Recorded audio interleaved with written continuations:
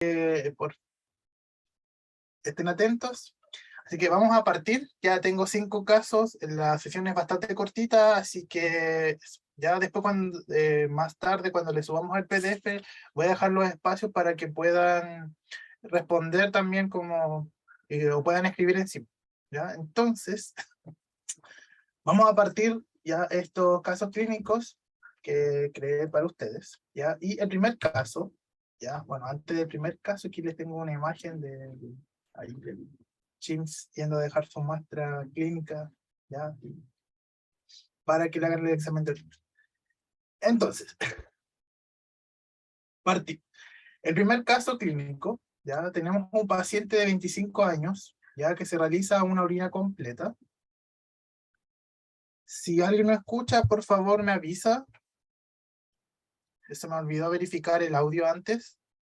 Ya me pueden confirmar si se ve la diapositiva y si escuchan el audio, para poder continuar. Ya, me dicen que sí se escucha y sí se ve, así que podemos continuar. Ya, muy bien. Entonces, tenemos un paciente de 25 años que se realiza orina completa, ya, o examen general de orina, y la orden médica solo nos indica que está con tratamiento de tacrolimus. Entonces, no tenemos más antecedentes, solamente dice que está consumiendo ese medicamento. Ya, entonces, el examen de la tía reactiva nos marcó esterasa leucocitaria de 1 cruz, hemoglobina de 1 cruz y proteína de 1 cruz, ¿ya? Y al sedimento urinario se observan las siguientes estructuras, ¿ya? Entonces, ahí le dejé unas fotitos, ¿ya? Entonces tenemos la foto 1, del microscopio, esto es lo que se vio, y esta es la foto 2. Está en campo claro, está sin tinción, ¿ya? Una preparación fresca. Entonces, quiero que vean las imágenes, ahí vean esas estructuras, que es como lo extraño que se vio en este caso, y contesten estas 2 preguntas. Ya. La primera pregunta, ya lo voy a repetir, cortito, sí. Alguien pidió que repita, ¿ya? Paciente de 25 años, ya con la orden médica, solo dice que está con tacrolimus, ya se fue a hacer una orina completa. Muestra de orina, paciente que está en tratamiento con tacrolimus. El examen de la tía reactiva marca esterasa leucocitaria, hemoglobina y presencia de proteína de 1 cruz, y observamos esta estructura, ¿ya? Esta de acá. Esa es la foto 1 y la foto 2. Entonces, primera pregunta, ya es identificar la estructura. ¿Cuál es la causa de la aparición de esta estructura? ¿Ya? ¿Y qué haría usted si le llegan a aparecer esta estructura en el laboratorio? Pregunta 1. ¿Ya? Y la pregunta 2 es, ¿qué otros exámenes debe realizar usted, ya, que tenga disponible en el laboratorio, o incluso dentro de la misma orina? ¿Y qué exámenes debería solicitar el médico si ve esta estructura? Voy a dejar unos segundos para que contesten en el chat. Ya pueden ir escribiendo lo que sea, lo que piensen, lo que se le ocurra. Es la idea que yo pueda leer por lo menos 3 respuestas y de ahí vamos a analizar el caso. Entonces, voy a dejar la estructura. Ahí. Voy a dejar...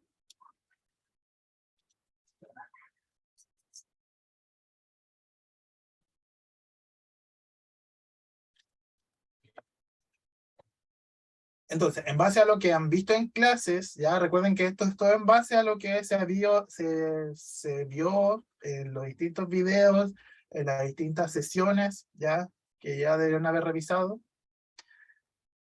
¿Qué pasa si le llega esta muestra con este paciente, con esta estructura? ¿De qué sospecha? Ya, entonces, colegas, necesito que vayan dando respuesta en el chat para poder avanzar, ya, por lo menos necesito 3 personas que me digan lo que creen, lo que piensen, ya, para que no dé la respuesta yo, sino que pueda leer algunas respuestas, ya, de lo que se supone que ya a esta altura deberían conocer, porque varias de estas preguntas quizás van a entrar en la evaluación final. Entonces, ahora como el momento para resolver las dudas revisar si es que quedó claro algunos temas, ¿no?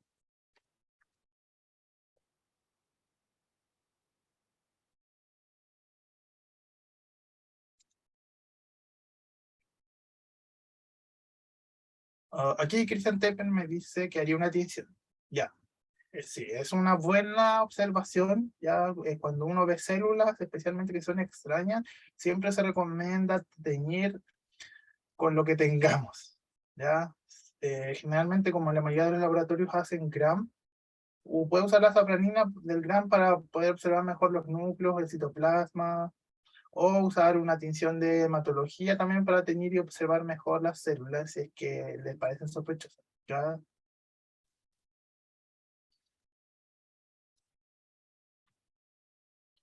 Voy aquí. Ya. Tenemos otra respuesta. Dice, no puedo estar seguro, pero parece un quiste en forma, por la forma compacta. Ya puede ser una posibilidad. Ya, alguien más, alguna. Piensen en el paciente, piensen en el tratamiento en el que está. ¿Ya? Una respuesta más de la estructura que le parece que es. No sé si alguien tiene alguna noción de lo que puede hacer, algo de lo que se haya visto en las clases, de algo de lo que sepa. Ya, estimado, la idea es que puedan darme como alguna respuesta, ya que no esté como que sea solo yo hablando, para que puedan leerlo y después pasamos como a la respuesta correcta.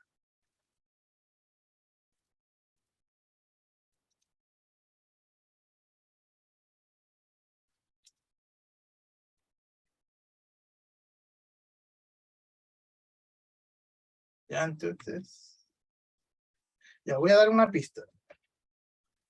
¿Para qué sirve el tacrolimus? ¿Qué tipo de pacientes ya utilizan tacrolimus?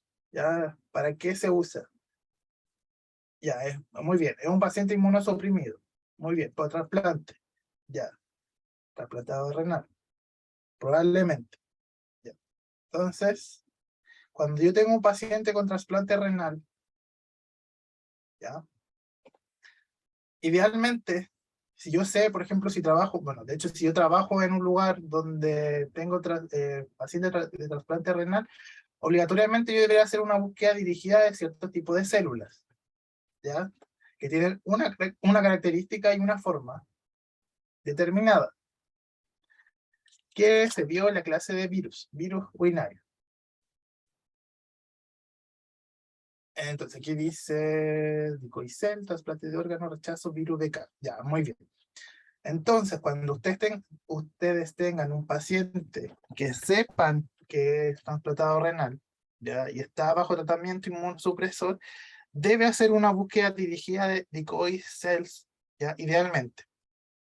Porque estos pacientes, en algunos casos, pueden tener reactivación por el virus BK, ¿ya? Y presentar este tipo de células, ¿ya? ¿Cómo son las células decoy? Ya, generalmente hay una expansión del núcleo con un reforzamiento de la cromatina, con incorporación de núcleos ya virales o no, y el citoplasma ya se tiende a ir hacia uno de los lados, por eso se llama como células como decoy, ya como si fuera un cometa, una especie de cometa. Entonces tenemos aquí el núcleo y generalmente el citoplasma se va hacia un lado.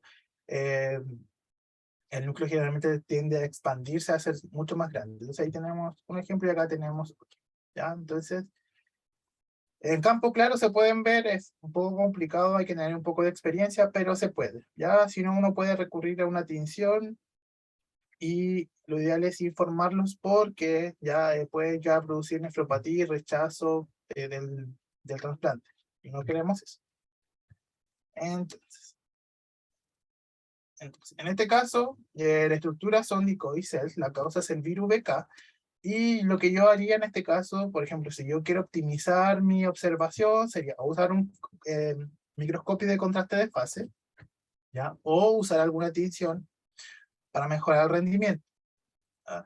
Yo llamaría al médico, a la enfermera o a quien sea y pediría mucho más antecedentes, ya para asegurarme que efectivamente el paciente está en tratamiento inmunosupresor y que fue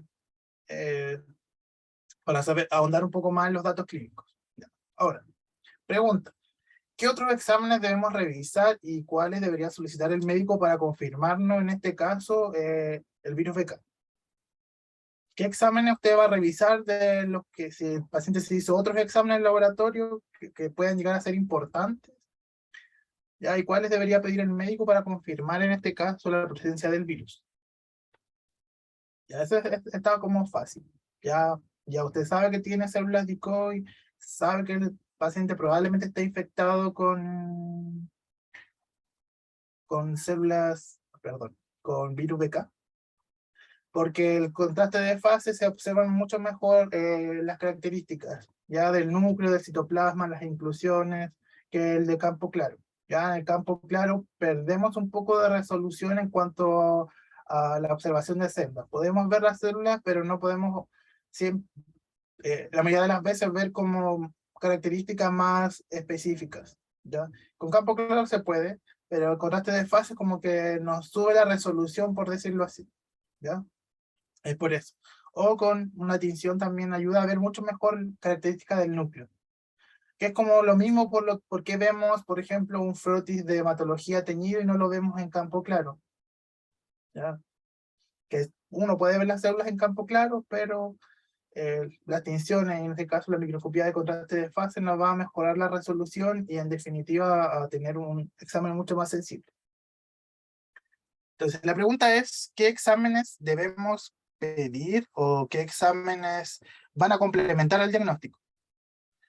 Ya, Felipe aquí dice función renal, velocidad de filtración glomerular, perdón, y qué tal van los riñones. Exactamente. Ya siempre vean la creatinina, si el paciente tiene, se le pidieron creatinina, a ver cómo está.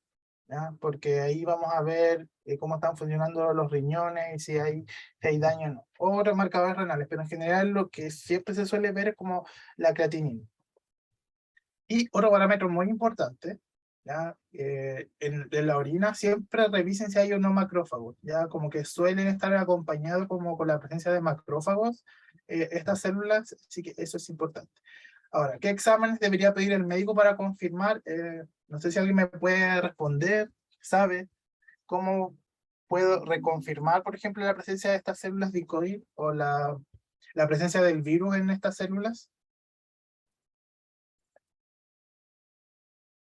¿Alguna técnica de laboratorio o algún examen que se le ocurra que el médico debería pedir?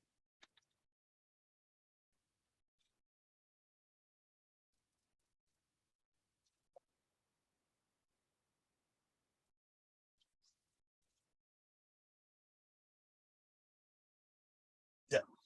Citología, sí, o sea, básicamente lo podía mandar a anatomía patológica, le van a hacer otra muestra de orina y otra persona va a ver mucho, quizás con una mejor tinción las células, pero hay otras técnicas mejores. Ya, muy bien. PCR para virus, biología molecular como primera opción, ¿ya? Para confirmar. Sí, la biopsia renal, si es que ya hay daños más avanzados, se puede ocupar, pero generalmente lo que se suele hacer es revisar como la presencia del virus en orina y ver si y revisar la carga viral mediante PCR. Muy bien, entonces aquí les dejo, este es parte del curso de células urinarias que hicimos el año pasado. Ya esta clase de Sofrila aquí nos muestra los distintos tipos, ya como fenotipos de células decoy, porque no hay como un tipo, generalmente el tipo 1 como es el más común, que es como la forma de cometa, con la cromatina reforzada, pero hay otro tipo. De todas formas, ahí en la presentación va a estar el link por si quieren revisar la clase. Está en YouTube de todas formas en el canal de Citema, así que ahí puede revisarlo si usted quiere como ahondar más, aprender más y revisar el tema de las células TICO. ¿Ya? Lo que sí remarco es que si usted sabe que tiene un paciente con trasplante renal, haga una búsqueda dirigida de estas células, ¿ya? Y las cuente y haga el informe correspondiente. Entonces, siempre que tenga paciente con trasplante renal, búsqueda dirigida. Vamos con el caso 2. Dice, entonces, a su laboratorio llega una orina para realizarle examen de orina completa y urocultivo. El paciente se encuentra con dolor abdominal, cansancio posterior de un viaje por África. ¿Ya?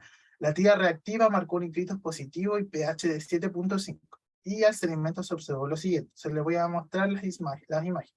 Quédense con que tenemos un examen de orina con un paciente con dolor abdominal que viene recién llegando de África, ¿ya? La tira reactiva nos marcó nitritos positivos, pH de 7, y tenemos la siguiente imagen que está tenida con Stenheimer-Malvy. Este es un campo tipo, ¿ya? En varios campos se observó esto, ¿ya? Quiero que vea bien, observe bien, analice la imagen. Y también se observó esto, ¿ya? En varios campos. Entonces, el desafío es identificar las estructuras, realizar un informe y qué es lo que haría en este caso. Ya, entonces, tenemos dos imágenes, tenemos esta y tenemos esta. Necesito que me digan, que piense ahí, que escriban en el chat lo que se le ocurra, qué es lo que está viendo, que lo analice, qué es, ya, de qué se trata y qué haría en este caso. Con el paciente, con el médico, lo informa, no lo informa, a dónde lo manda. Le voy a dejar ahí la imagen principal y ahí está la otra, ¿ya? Son complementarias ambas, es como una pista para que sepa de qué se trata. Entonces, tres respuestas y avanzamos con el caso. ¿Ya? Entonces los dejo ahí, piensen.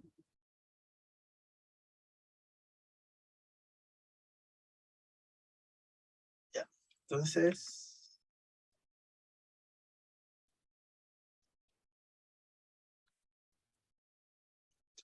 ya, tenemos varias respuestas. Y dicen quistosoma hematobium, quistosoma hematobium, quistosoma, estructura del espolón, quistosoma hematobium.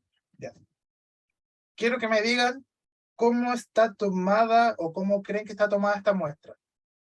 Eso es una pista. Con esta imagen.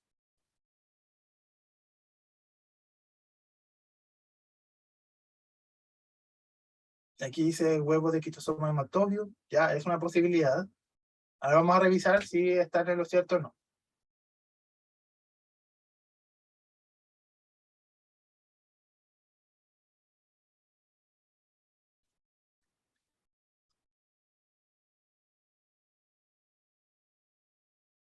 Ya, aquí, bueno, dieron el clavo. La muestra está contaminada probablemente con heces. Ya, no me lo pregunte, ya, como afírmelo, no importa si está equivocado, porque ahí vamos a revisar si está correcto o no. Ya, la muestra dice que está contaminada, efectivamente. Ya, si yo veo esto en una muestra donde veo fibras como restos fecales, como detritus, y esto probablemente es una muestra que está contaminada. ¿Ya? Entonces, eso ya me da una pista sobre este parásito, ya porque es un parásito. Dice, ¿la muestra está contaminada con fibra o es una fístula? Sí, también es una posibilidad de que sea una fístula. ¿Ya? Eso también me da una pista sobre este parásito. ¿Ya? Entonces, esto efectivamente es un huevo de quistosoma. ¿Ya? Eso queda claro, tiene estructura de huevo, tiene sus capas, su contenido interno y el esporo.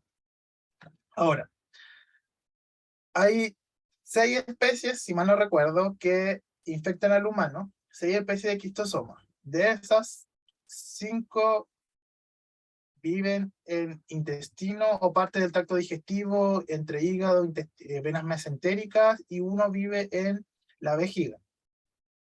Entonces, la respuesta. Ya. Les dejé esta imagen de aquí, ¿ya? Para que vean la diferencia de los distintos huevos que hay. Porque el quistosoma hematobium no es el único que posee el espolón en la zona caudal, o en la parte de la cola, ya, sino que hay otros más. Entonces, vamos a ir descartando algunos de los quistosomas. Ya, quistosoma por forma no es, quistosoma mecongui tampoco, y descartamos quistosoma manzoni porque tiene el espolón de forma lateral. Nos quedan estos dos, bueno, que en verdad son 3, porque aquí está como la actualización, ya ahora 1, 2, 3, 4, son 6. Sí. Son 6 especies en total de quistosomas que hay actualmente infectando al humano. De esto descartamos estos 3, ¿ya? Quistosoma hematobium y quistosoma guinensis hasta hace poco eran una misma especie, ¿ya? Porque eran morfológicamente idénticos hasta que por biología molecular se diferenciaron en estos dos. Pero guinensis, intercalatum y guinensis son idénticamente, morfológicamente muy parecidos, ¿ya? Y se parecen con hematobium. Ahora, ¿cuál es la diferencia entre guinensis, intercalatum, vamos a ponerlo como grupo junto, y hematobium? ¿Ya? Que intercalatum y guinensis, ¿ya? Poseen una zona central abultada, ¿ya? Que no lo posee quistosoma hematobium. Esa es como la gran diferencia, además de que suelen ser un poco más alargados, ¿ya? Como una especie de forma de limón, y un poco más grandes.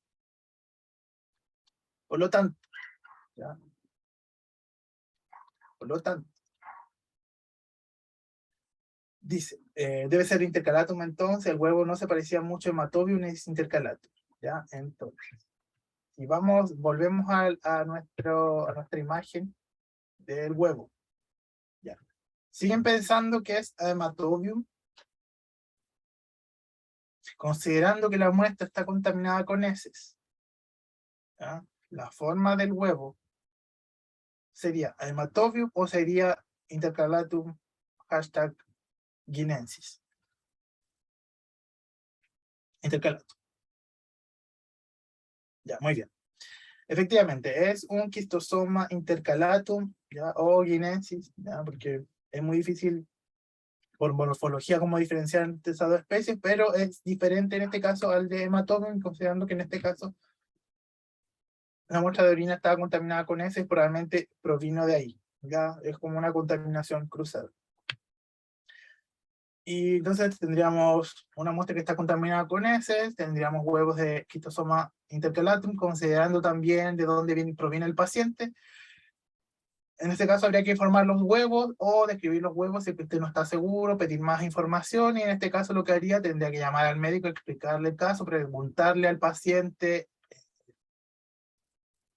más antecedentes, ¿ya? Y también otro antecedente que es importante, que, bueno, intercalatum y guinensis son quistosomas que son de África. Ya hay otros quistosomas, por ejemplo, Mekongii japonicum, ya, porque si bien tienen otras formas, son de otros, como de otros sectores de otros continentes. Sí, solicitar muestra y recomendar un PSD.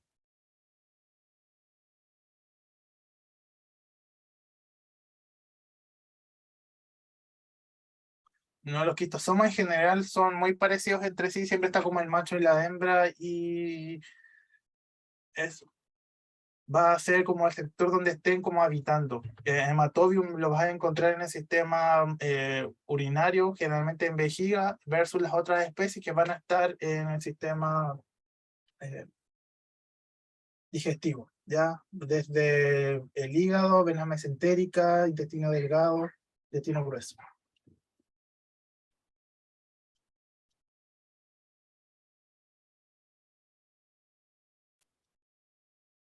Y le dejo como este cuadrito, bueno, lo van a poder revisar después con la presentación, ya, para que no se les olvide. Son 6 especies de quistosoma, ya las 3 principales son Japonicum, Manzoni y Hematobium.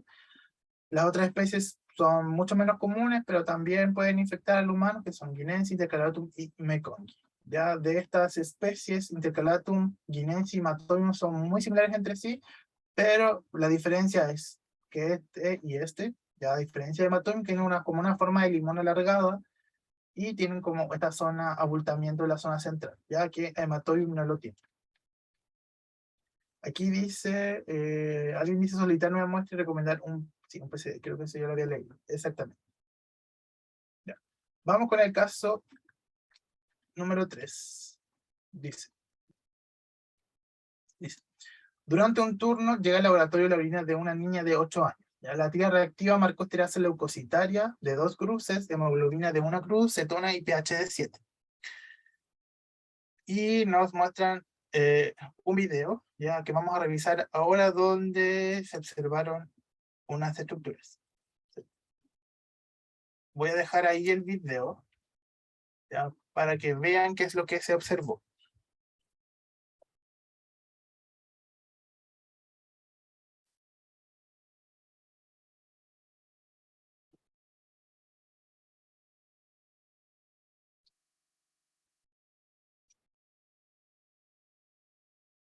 Ya.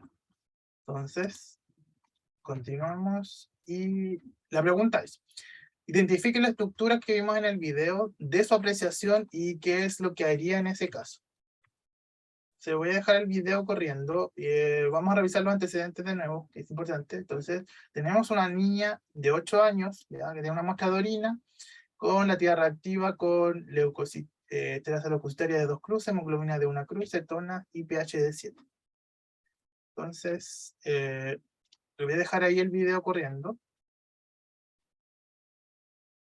Entonces, necesito que identifiquen la estructura que está en el video y qué es lo que haría en este caso si observa este elemento en ese tipo de paciente.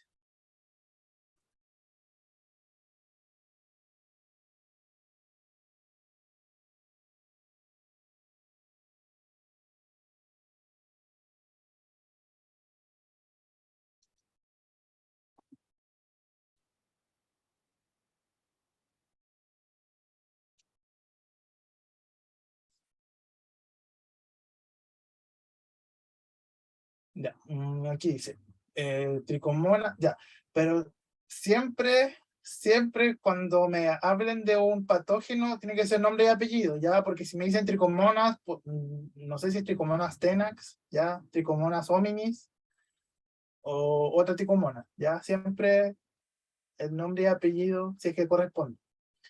Dice, tricomonas, informar al médico por posible violación, sí, tricomonas, ¿cuál tricomonas? Tricomonas vaginalis, tricomonas vaginalis, tricomonas vaginalis. Entonces aquí tenemos un caso bastante complejo que creo que espero que a nadie le pase, que a nadie le llegue como un caso así, porque es como, ¿qué hago? Realmente no sé, si me llega de urgencia. Entonces, lo que estábamos observando aquí, ya por la morfología del elemento, por el movimiento, me hace sospechar de una tricomonas vaginalis. ¿Ya? En niñas de 8 años es infrecuente, ya a menos que tenga una actividad sexual muy demasiado prematura. Es raro como encontrar este patógeno. Y generalmente está asociado a, uno, o la muestra no es de la paciente, ya eso también hay que tenerlo también como posibilidad que, por ejemplo, no sé, la muestra se la haya tomado otra persona, la paciente no quiso orinar y por X razón ya eh, llenó el frasco con orina de otra persona, puede ser una posibilidad, que nunca descartarlo. ¿Ya? Segundo, exactamente, puede ser por abuso sexual, es una de las posibilidades, y ahí en ese caso se vuelve bastante complejo. Hay que avisar a jefatura, ¿ya? Jefatura se tiene que comunicar con el médico tratante o la persona que está a cargo, enfermera o la persona que sea, ¿ya? Y activar el protocolo y hacer la revisión correspondiente. Usted tiene que estar, pero seguro, seguro de lo que ve, ¿ya? Porque y tiene implicancias legales y ante cualquier cosa lo pueden llamar a declarar de que el examen que usted hizo estaba correcto. ¿Ya? Así que seguridad en esos casos, ¿ya? Especialmente cuando tienen como este tipo de pacientes.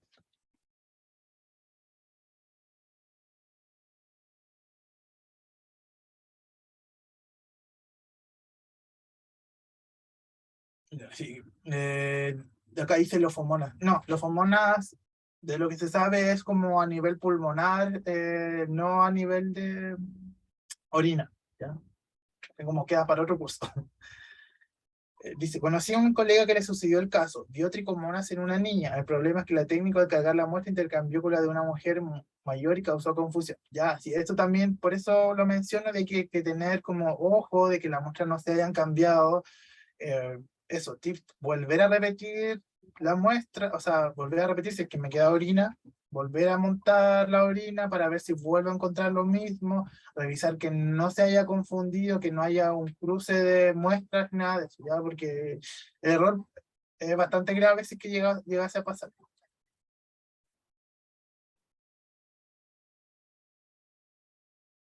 Me dice, aquí Nicolás dice, una consulta. ¿Desde qué edad se deben formar los espermatozoides en mujeres como posible abuso? Es una pregunta que nos han hecho, ya, y es bastante difícil de contestar porque no hay un criterio estandarizado desde qué edad se considera como niña o que es mayor de edad. Generalmente en muchos lugares como de sobre los 13 años, ya como que consideran que desde esa edad ya comienza la actividad sexual y menor a eso ya como que se podría sospechar de un abuso, igual es como bastante variable. Ahora, generalmente cuando se ven espermatozoides en mujeres mayores de 13 años, lo que se suele hacer es pedir nueva muestra, ya como que no se informa al médico.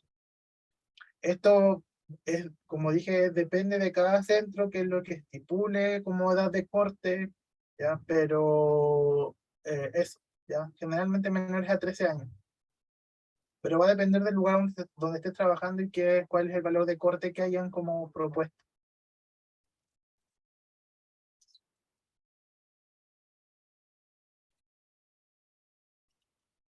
Entonces su apreciación puede ser un error de muestras, ya, intercambio de muestras, o puede ser un caso de abuso sexual. Entonces, por eso es importante el control de calidad, por eso es importante trabajar bien, ya, por la implicancia que podrían llegar a tener este tipo de casos. Vamos con el caso número 4. Dice así. De la urgencia piden procesar la orina más un urocultivo de una paciente de 6 meses tomada por recolector. ¿Ya? La orden solo indica el dolor de espalda baja más fiebre. El equipo marcó error en algunos parámetros y se procedió a observar el sedimento. Le voy a dejar el videito del sedimento. ¿Ya? La orina fue tomada por recolector, una muestra de urgencia que nos están pidiendo orina completa, nos están pidiendo urocultivo. ¿Ya? Se tomó la muestra por recolector, es una bebé de 6 meses y el equipo me dio error en un montón de parámetros y al observar el sedimento urinario tengo esto. ¿Ya? La pregunta. Analice la situación y qué es lo que haría. Entonces, ¿qué es lo que haría usted si le llega esa solicitud, esa muestra, y tiene esos elementos en la orina? Aquí nos dice que está contaminado con caquita. ¿Ya? ¿Alguien tiene otra apreciación? ¿Qué es lo que ve? ¿Qué es lo que haría? ¿Lo informa? ¿No lo informa?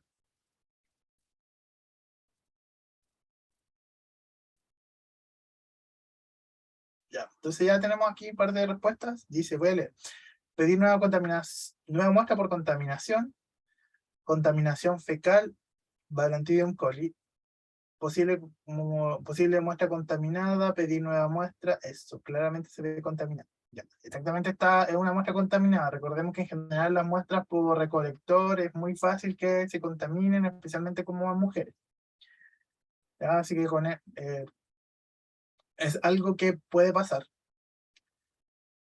Contaminación fecal, exactamente. Ya. Ahora la pregunta, voy a aprovechar de que me digan, si es que alguien sabe, ¿ya? ¿Qué elementos probablemente podrían llegar a ser eso que se ven ahí? Ya la muestra está en 40 por si acaso. Esto está claramente contaminado, está lleno de bacterias, tenemos por ahí restos fecales, células. No sé si se acuerdan de las clases de la profesora Daniela, de la colega Daniela ahí, que les mencionó que incluso podemos llegar a ver en orina, hay ciertos parásitos o comensales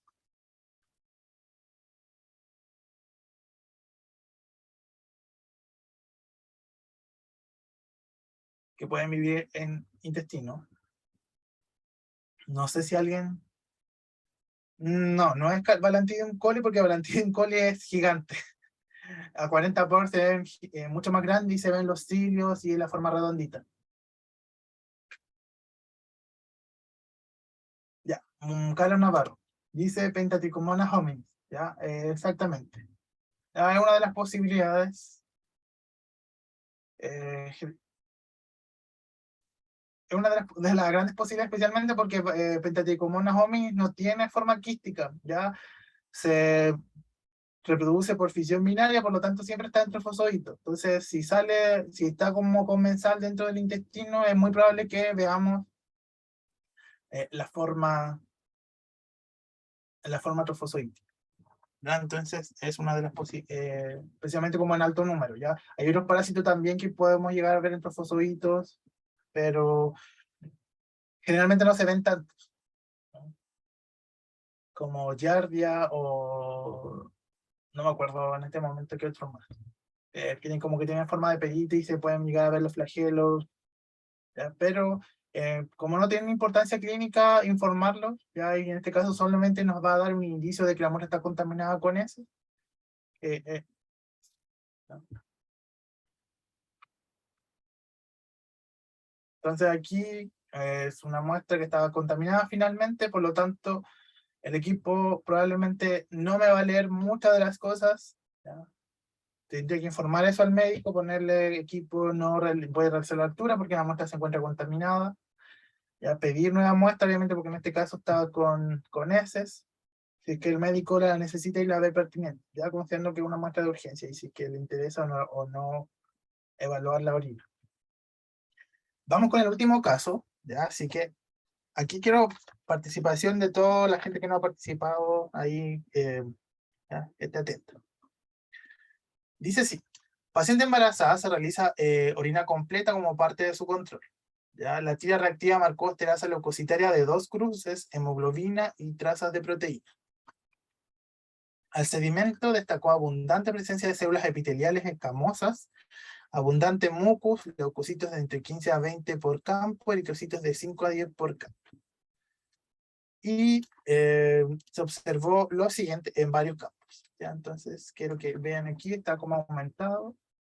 Esta estructura se observó ya de forma frecuente. Entonces, ya con esto terminamos, y es el último caso. Identifique todo lo que observa y qué es lo que haría, ¿ya? Entonces tenemos una paciente embarazada que se hizo un control, ¿ya? Un control de embarazo, se le tomó una orina completa, se encontraron varios parámetros como leucocito, eritrocito, hay muchas células epiteliales superficiales, ¿ya? Y se encontraron estas estructuras. Están teñidas con Stenheimer-Malvin, que es una tinción para observar mejor las células.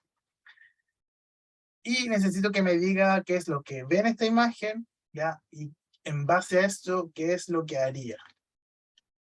Ya, es la última pregunta. Ya. De sus indicaciones, qué es lo que ve. Aquí no hay respuesta incorrecta, así que después vamos a revisar y ahí le voy a decir dónde pueden repasar o estudiar.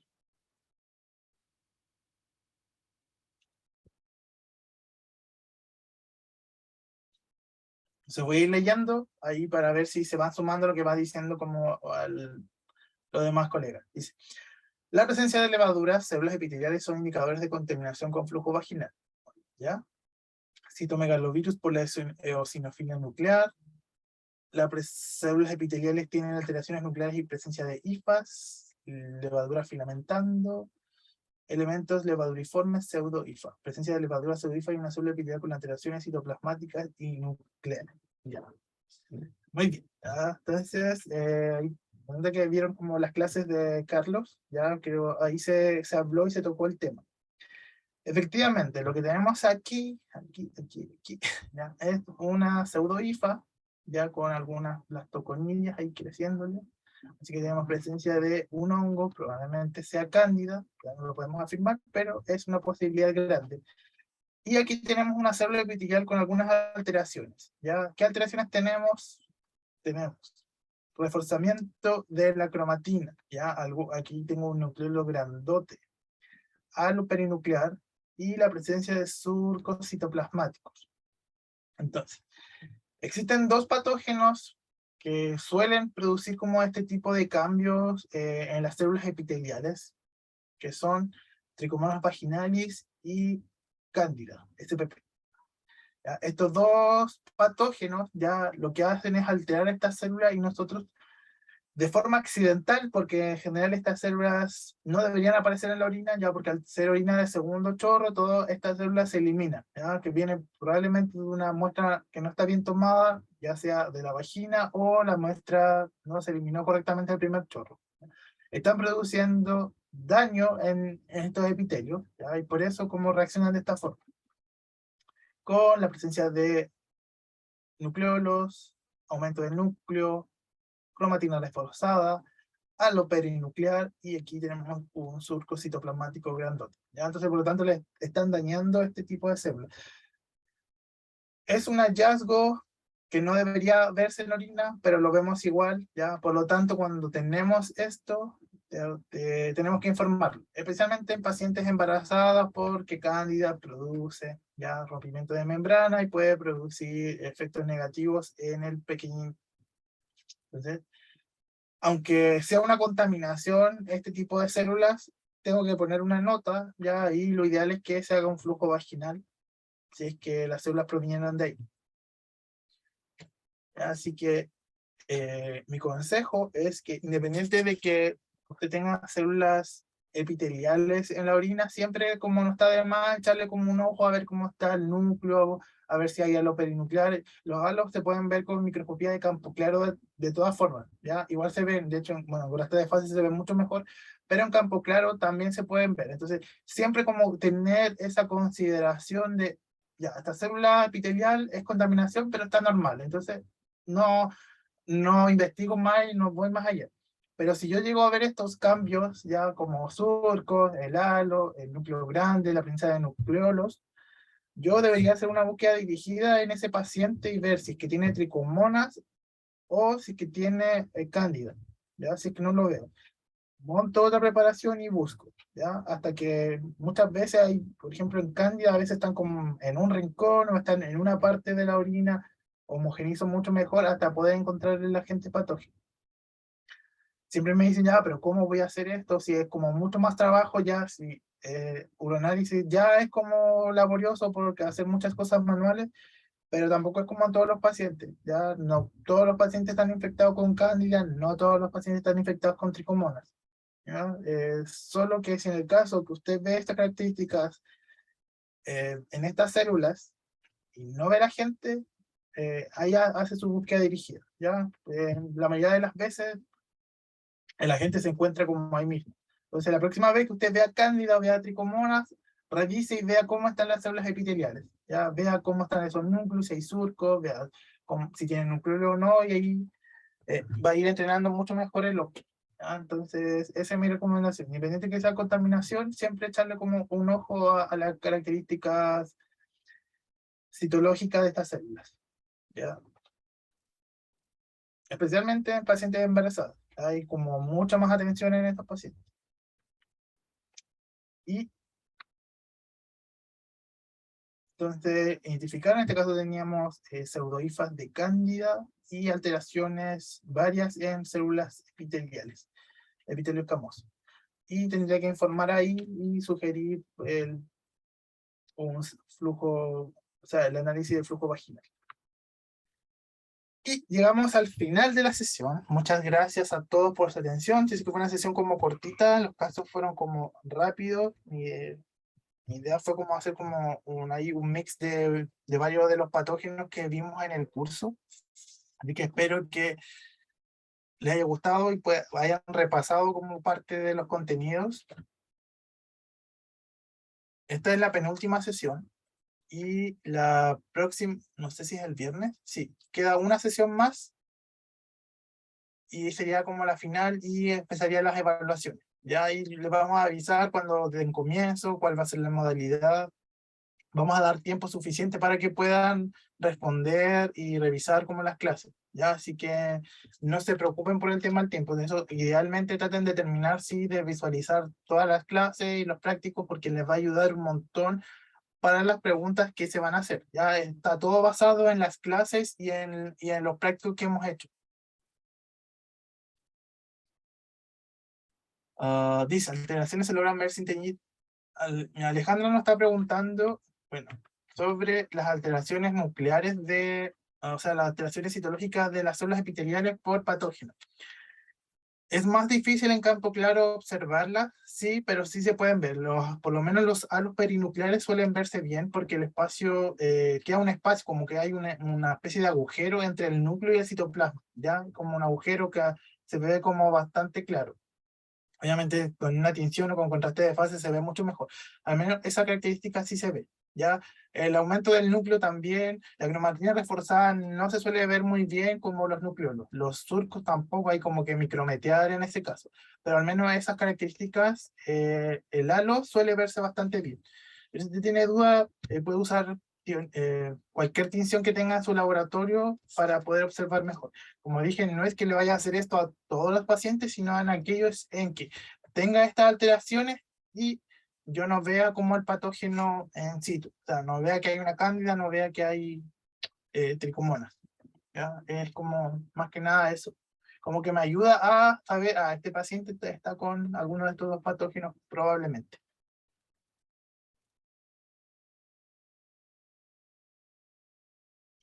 Entonces, así que esa fue la última sesión, estimados.